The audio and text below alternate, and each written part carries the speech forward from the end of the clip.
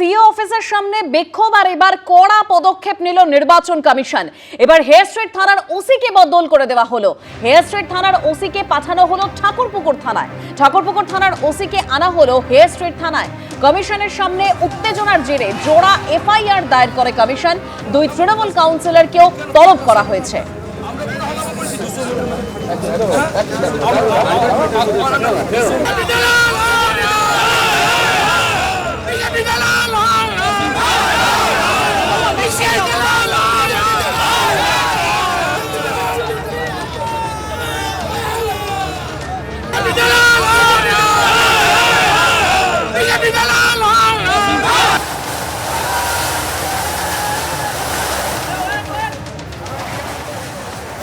বৃহস্পতিবার অমিত শাহের road show চলাকালীন যেটি ঘটনা ঘটেছিল, হরিশ চ্যাটার্জি স্ট্রিটের মুখে বিক্ষোভ দেখান তৃণমূলের কর্মী সমর্থকরা।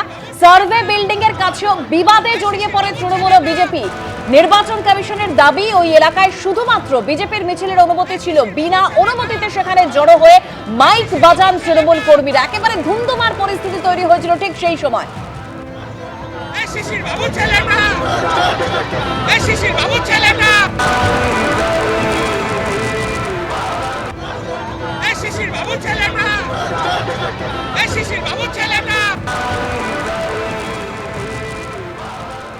এই ঘটনায় অজ্ঞাত পরিচয় তৃণমূল কর্মীদের বিরুদ্ধে কালীঘাট থানায় একটি ও আলিপুর থানায় দুটি এফআইআর দায়ের করা হয়েছিল। এর মধ্যে একটি নির্বাচন কমিশনের অভিযোগের ভিত্তিতে ও দুটি পুলিশের শতপ্রণোদিত মামলা। আর সেই মামলায় ইতিমধ্যেই 38 জন তৃণমূল কর্মীকে থানায় হাজিরার নোটিশ দেওয়া হয়েছে।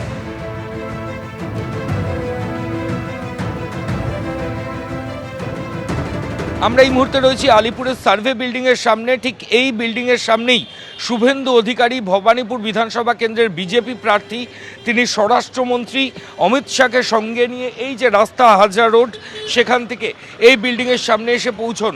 এবং এখানেই তৃণমূলের কর্মী সমর্থকেরা, এই মুহূর্তে যেখানে কেন্দ্রীয় বাহিনী দাঁড়িয়ে রয়েছে, এখানেই তৃণমূলের তরফ থেকে কর্মী সমর্থকেরা দাঁড়িয়েছিলেন। আমার বাঁদিকে যে লাইট পোস্ট রয়েছে, এই লাইট পোস্টের ওপরেই দুটো লাউড স্পিকার লাগানো ছিল এবং সেই লাউড স্পিকার পুলিশের তরফ থেকে বারবার করে খোলার জন্য অনুরোধ করা হয়, কিন্তু যে তৃণমূল কর্মীরা ঠিক এই জায়গাতে দাঁড়িয়েছিলেন তাদের সঙ্গে পুলিশের বচসা হয়। তারা বলেন ডকুমেন্ট না দেখালে তারা কোনোভাবে এই যে লাউড স্পিকার তারা এখান থেকে খুলবেন না। এবং এরই মাঝে অমিত শাহকে সঙ্গে নিয়ে শুভেন্দু অধিকারী এই যে হাজার রোড, এখান থেকে এসে ঠিক এই জায়গাতে এসে পৌঁছান সার্ভে বিল্ডিংয়ের সামনে। এবং তারপরেই ধুন্ধুমার পরিস্থিতি তৈরি হয় দুপক্ষের মধ্যে।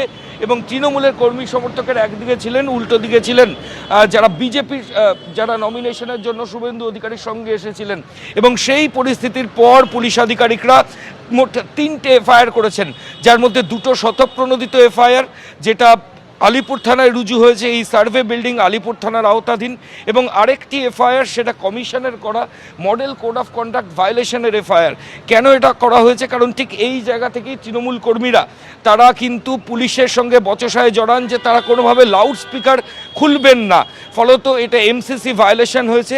ঠিক সেই কারণেই 3টে এফআইআর পুলিশের তরফ থেকে করা হয়েছে। লালবাজার সূত্রে খবর, এই 3টে এফআইআরের প্রেক্ষিতে এখনও পর্যন্ত 38 জনকে পুলিশ আধিকারিকরা তলব করেছেন এবং তাদেরকে তারা জিজ্ঞাসাবাদ করবেন। ইতিমধ্যেই সার্ভে বিল্ডিংয়ের সামনের ছবিটা কিন্তু পাল্টে গেছে।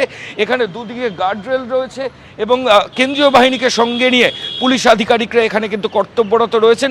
বাইরের কাউকে এখানে ঢুকতে দেওয়া হচ্ছে না। ক্যামেরায় সন্দীপ পালের সঙ্গে ময়ূখ ঠাকুর চক্রবর্তী, এবিপি আনন্দ, কলকাতা।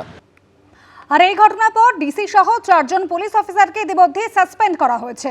মালদার মানিকচকের সভা থেকে গতকালও মুখ্যমন্ত্রী নির্বাচন কমিশনকে আক্রমণ শানিয়েছেন, বলছেন মানুষের কণ্ঠ কিন্তু রোধ করা যায় না। তার পরিপ্রেক্ষিতে রাজ্য বিজেপির সভাপতি শ্রমিক ভট্টাচার্য কি বললেন শোনাবো। কমিশনের ব্যবস্থা নেওয়ার কথা, কমিশন ব্যবস্থা নেবে। আমাদের ফর্ম 7 গুলোর কি হলো সেটা আগে যে কমিশন জবাব দিই। তৃণমূল কংগ্রেস যেখানে যাবে সেখানে আক্রমণ করবে, এটাই স্বাভাবিক। বিজেপির সর্বভারতীয় সভাপতি জেপি নাড্ডার ওপরে পাথর বৃষ্টি করেছে। তৃণমূলের কাজ করছে। আর এমসিসি জারি হওয়ার পরে নির্বাচন কমিশন কি করছে সেটা আপনারা বুঝবেন, ওর মধ্যে আমরা নেই। এবিপি আনন্দ, এগিয়ে থাকে, এগিয়ে রাখে।